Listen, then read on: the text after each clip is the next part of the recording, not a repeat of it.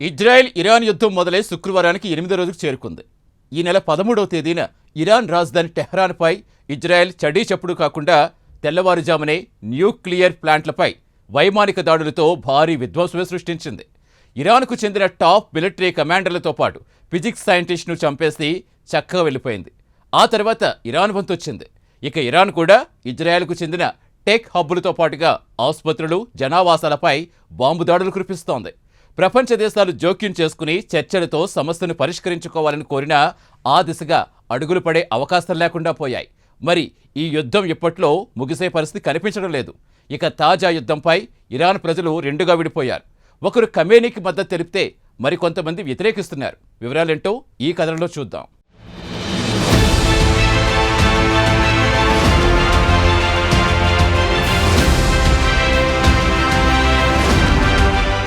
Israel Iran యుద్ధం ప్రస్తుతం global hot topic గా మారిపోయింది. దీనికి కారణం అమెరికా జోక్యం చేసుకోవడమే. Donald Trump Iran supreme leader Ayatollah ఖమేనీని వెంటనే న్యూక్లియర్ ప్లాంట్లను మూసేసి వెంటనే చర్చలకు రావాలని ఆదేశించడం. దీనికి ఖమేనీ ససేమిరా అనడంతో ట్రంప్ అహం దెబ్బతింది. దీంతో అమెరికా నేరుగా యుద్ధరంగంలోకి దిగకుండా ఇజ్రాయెల్ ద్వారా ఇరాన్పై దాడులు చేయించింది. ఈ నెల 13 నుంచి మొదలైన యుద్ధం ఇప్పటికీ అలానే కొనసాగుతూనే ఉంది. ఇక ట్రంప్ విషయానికొస్తే దారికి వస్తే సరి, లేదంటే 2 వారాల్లో తాను రంగంలోకి దిగుతా, అప్పటి వరకు టైం ఇస్తున్నా ఇరాన్ను ఆలోచించుకోవాలని వార్నింగ్ ఇచ్చాడు. అయితే ఇజ్రాయెల్ దాడులకు ఇరాన్ విలవిల్లాడిపోయిందనేది మాత్రం వాస్తవం. ఎందుకంటే ఇరాన్లో ఇప్పటి వరకు సుమారు 700 పైనే పౌరులు మృతి చెందితే అదే ఇజ్రాయెల్ వైపు కేవలం 24 మంది మాత్రమే ప్రాణాలు కోల్పోయారు. ఇక ఇరాన్లో తాజా పరిస్థితి విషయానికొస్తే ఇరాన్ విదేశాంగ మంత్రి అబ్బాస్ అర్గాచి యూరోప్లో పర్యటిస్తున్నారు. యుద్ధానికి ముగింపు పలికించాలని వారితో రాయబారాలు చేస్తున్నారు. ఇక ఇరాన్ చెప్పేదేమంటే ఇజ్రాయెల్ వెంటనే దాడులు ఆపితేనే తాము చర్చలకొస్తామని షరతు విధించింది. దీన్ని బట్టి చూస్తే ఇరాన్ ఒక మెట్టు దిగినట్టే కనిపిస్తోంది.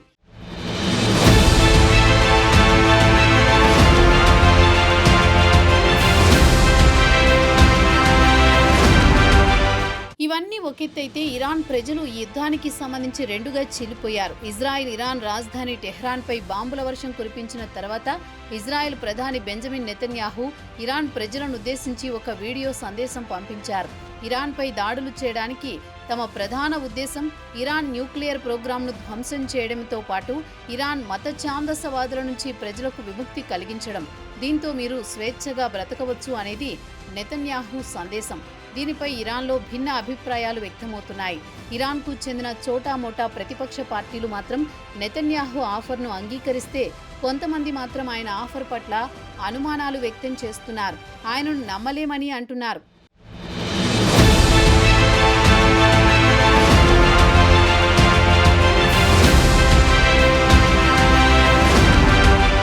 ఇక ఇరాన్లో ఇప్పటి వరకు అధికారికంగా ప్రతిపక్ష పార్టీ లేదా గ్రూపులు లేవు.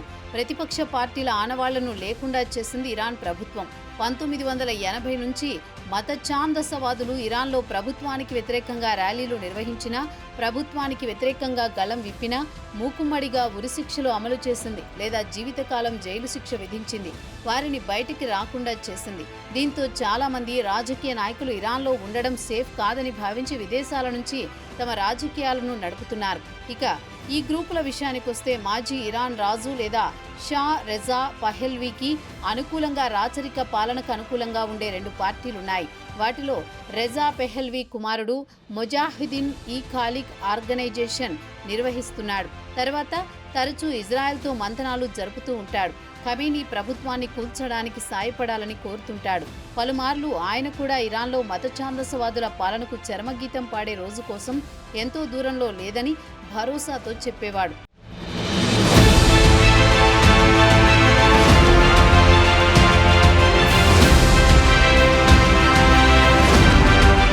ఇవన్నీ ఒకెత్తైతే సమాచారం సేకరించే జర్నలిస్టులకు కూడా ఇరాన్లో ప్రజలతో మాట్లాడడం కష్టంగా మారింది. ఇక అధికారులు ఇంటర్నెట్తో పాటు సోషల్ మీడియాపై ఆంక్షలు విధించడంతో నేరుగా ప్రజలతో మాట్లాడి వారి అభిప్రాయాలు తెలుసుకోవడం ఇబ్బందికరంగా మారింది. అయితే ప్రస్తుతం ఇరాన్ యువత, గతంలో ఖమేనీ ప్రభుత్వాన్ని వ్యతిరేకించిన వారు కూడా తాజాగా ఇజ్రాయెల్ ఇరాన్పై బాంబుల మోత మోగించడం పట్ల ఆగ్రహం వ్యక్తం చేస్తున్నారు. ఇజ్రాయెల్ బాంబు దాడులకు అమాయకులు ప్రాణాలు కోల్పోతారని ఆగ్రహం వ్యక్తం చేస్తున్నారు. కాగా అధికారులు ప్రస్తుతం ఇంటర్నెట్ సర్వీసులు నిలిపివేశారు. దీంతో దేశంలో ఇజ్రాయెల్ దాడులకు ఎంతమంది చనిపోయారనే విషయం ఖచ్చితంగా తెలియడం లేదు. అలాగే టెహ్రాన్లో అడుగడుగునా చెక్ పాయింట్లు పెట్టి కావాలని ట్రాఫిక్ జామ్ చేస్తున్నారు. దీంతో నగరవాసులు ఒక ప్రాంతం నుంచి వేరొక ప్రాంతాలకు వెళ్లకుండా తమ ఏరియాలో ఉండాలనేది ప్రభుత్వ ఉద్దేశంగా కనిపిస్తోంది.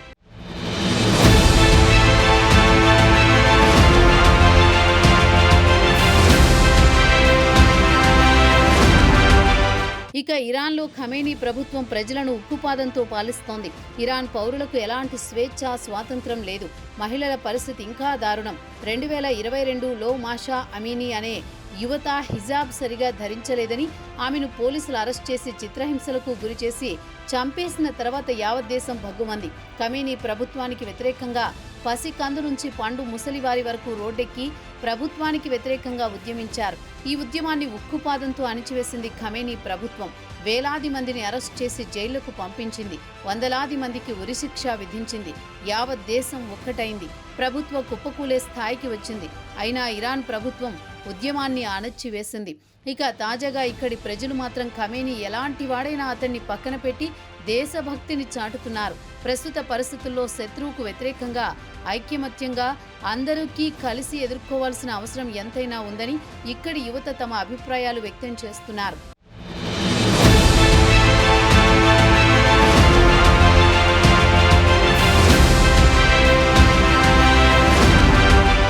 ఇదిలా ఉండగా Israel military via telegrams X ద్వారా పౌరులను టెహరాన్ను ఖాళీ చేసి సురక్షిత ప్రాంతాలకు వెళ్లిపోవాలని హెచ్చరిస్తున్నాయి. అయితే టెహరాన్లో ఇంటర్నెట్ యాక్సెస్ లేకుండా పోయింది. దీంతో ఇరానియన్లకు ఇజ్రాయెల్ వార్నింగ్ల గురించి తెలియకుండా పోతోంది. అయితే కొంతమంది యువతులు మాత్రం తమకు ఇజ్రాయెల్ అంటే ఇష్టం లేకున్నా ఇజ్రాయెల్ వారు చేయాల్సిన పని తొందరగా చేసుకుని వెళితే చాలు, ఎన్ని రోజుల పాటు ఇలా ఇళ్లలో కూర్చోవాలని విసుగు చెందుతున్నారు. ఒకవైపు ప్రభుత్వ నిర్బంధాలు, మరోపక్క ఇజ్రాయెల్ బాంబు దాడులతో తమకు దిక్కు తోచడం లేదని చాలా మంది యువత విసుగు చెందుతున్నారు. మరికొంతమంది యువకులు మాత్రం తాము 100% ఇజ్రాయెల్కు మద్దతు తెలుపుతున్నామన్నారు. దీనికి వారు చెబుతోన్న కారణం, మమ్మల్ని యుఎన్ కాదు, యూరప్ కాదు, అమెరికా కూడా రక్షించలేదు. మీకు గుర్తుండే ఉంటుంది కదా, 22 ఏళ్ల మాషా అమీనీ పోలీసులు చంపేసిన తర్వాత ప్రజలు ఉద్యమించడం, వారిని పోలీసులు ఉక్కుపాదంతో అణిచివేయడం, రోడ్లపై వందలాది మంది నిర్దాక్షిణ్యంగా కాల్చివేశారు. అమాయక ఇరాన్ ప్రజలను చంపి ఖమేనీ ప్రభుత్వానికి భయం అంటే ఎలా ఉంటుందో ప్రస్తుతం ఇజ్రాయెల్ చూపిస్తోంది. వారికి కూడా భయం అంటే ఎలా ఉంటుందో తెలియాలి కదా అని ఇక్కడి యువత సుప్రీం లీడర్ ఖమేనీని ఉద్దేశించి కామెంట్లు చేస్తున్నారు. ప్రస్తుతం ఖమేనీ కుటుంబ సభ్యులతో కలిసి అత్యంత కట్టుదిట్టమైన భద్రతతో బంకర్లో దాక్కున్న విషయం తెలిసిందే కదా.